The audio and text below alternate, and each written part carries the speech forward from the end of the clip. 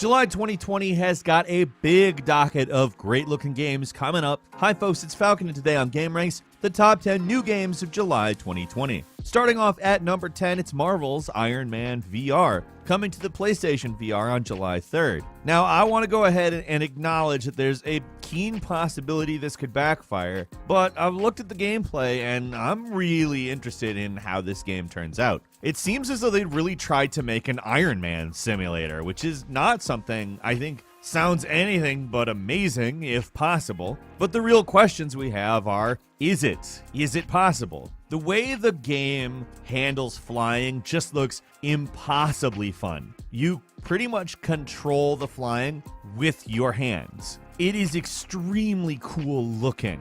And from what I've seen, people seem to like it. Now, of course, we really can't say anything until the game itself is out, but that's very soon, and I can tell you, without a shadow of a doubt, I am at least gonna try it. If it pans out, this could easily be the killer VR app, so to speak. Be a superhero. At number 9 is Trackmania, which is a remake of the freeware game made years ago called Trackmania Nations. I don't know if you remember this game, but it was basically a Formula 1 RC car track-oriented racing game. Like, it was a long time ago, and it went on for a number of years, but they were no longer able to make money on it through ads, so it got shut down. And it's been quite a while since anyone's been able to play it. That whole thing is being rebooted. This is a free-to-play, but I want to go ahead and just note that the original was a free-to-play, and it was one of the most fun games. Seriously, it's been a very long time since I've played this game, and frankly, it just seems like a lot of fun to drop in. They intend to monetize it seemingly through season passes of various levels, although they're also selling access by the year, so I don't know exactly how that's going to pan out. However, this is an insane, gravity-defying arcade racer that, like, as far as that description goes, it's one of the ultimate games, if it turns out to be a lot like the original anyways. Trackmania is coming to PC on July 1st. At number 8 is Deadly Premonition 2: A Blessing in Disguise, the sequel to the 2010 Deadly Premonition. It has been a long time since people trekked through Greenvale, Washington, investigating the murder of an 18-year-old woman. Deadly Premonition was a really polarizing game. If you recall, like, some people loved it, some people absolutely hated it. It actually held the Guinness World Record for the most critically polarizing survival horror game. And I'm not making that up. Deadly Premonition had kind of weird dialogue, but at the same time, it was also kind of hard not to like it. If you're the type of person that likes kind of weird games, it's very quirky. I've seen the game described as eccentric so many times through the years. But the plot is not particularly non-traditional. It's more or less a mystery, a whodunit. Although you'll find that a lot of the time, things are not as they seem. I know that sounds maybe stereotypical, but honestly, this is a game that I welcome a great deal. I'm excited to play Deadly Premonition 2, and if it can manage to retain the charm of the original while being a more modern game, I think they've kind of got an easy win. Deadly Premonition 2: A Blessing in Disguise is coming to Switch July 10th.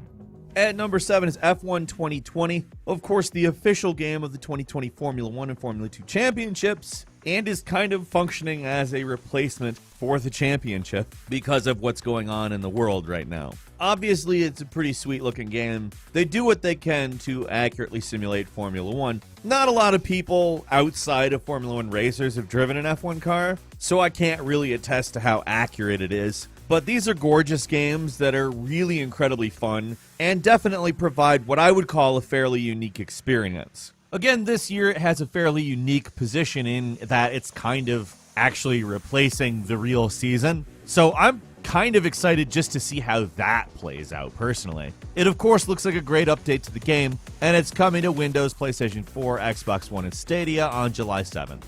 Number 6 is Ori and the Secret of Seasons. No, not Ori, like the Blind Forest. It is a similar name. Don't get it confused. This is something different. This is an adventure game coming from an indie developer that is actually quite promising. It's a very beautifully animated game in which you have the ability to manipulate season. The title kind of gives that element away, but that's how it figures into puzzles. You're going to be solving a lot of puzzles in this game oriented towards the weather. And honestly, I'm really excited to play this because this is one of those games where I've seen a lot of great stuff about it. It looks like a game with some good combat and some pretty cool looking puzzles that has the potential to be really incredible. This is a game that debuted at Gamescom 2017 and got Best Unity Game, which is, again, it's a beautiful looking game, and I'm really excited to play it. Ari and the Secret of Seasons coming to PC, PS4, Xbox One, and Switch on July 28th.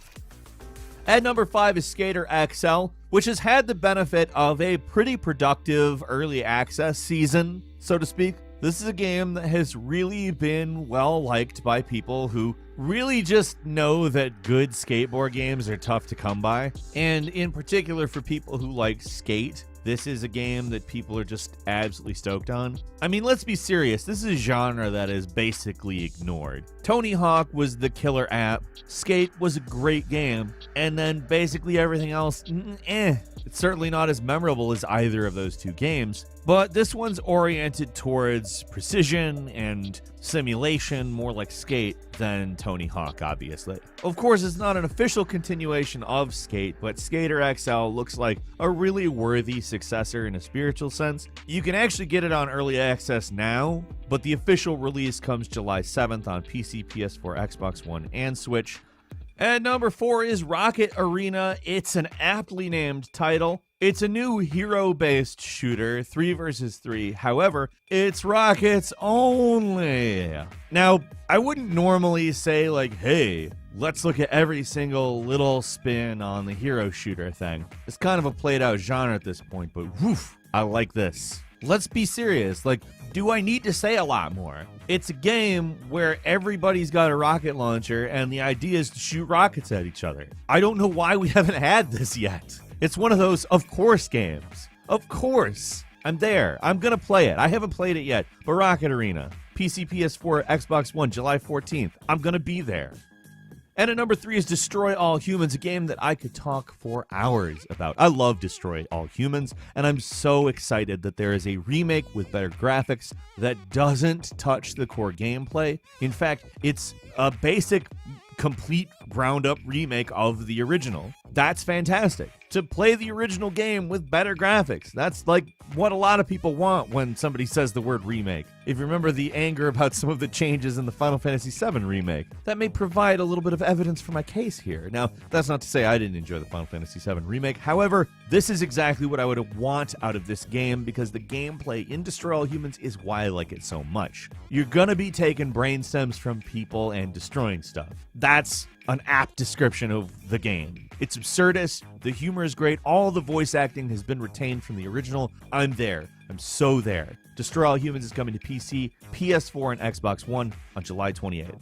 At number 2 is Paper Mario, the Origami King, which is of course a new entry into that franchise. As you know, Paper Mario is fun. I've always loved Paper Mario. It's a weird spin on the Mario formula. It's in a lot of ways an RPG, and in some other ways not. It retains some of the original Mario gameplay as well as a turn-based battle system. And I'm not going to go ahead and tell you to expect an amazing, relatable story. They are still oriented around the Mushroom Kingdom and all of that. But I'll tell you this, I am more than eager to stroll down the Paper Mario memory lane, so to speak. I love Paper Mario. I have played Paper Mario since the Nintendo 64. Switch couldn't be a better place for one of these games either. The graphics are beautiful, certainly way ahead of any other game while retaining the look and feel. Paper Mario is hitting the Nintendo Switch on July 17th. And finally, probably the game I've been looking forward to the most on this entire list is Ghost of Tsushima.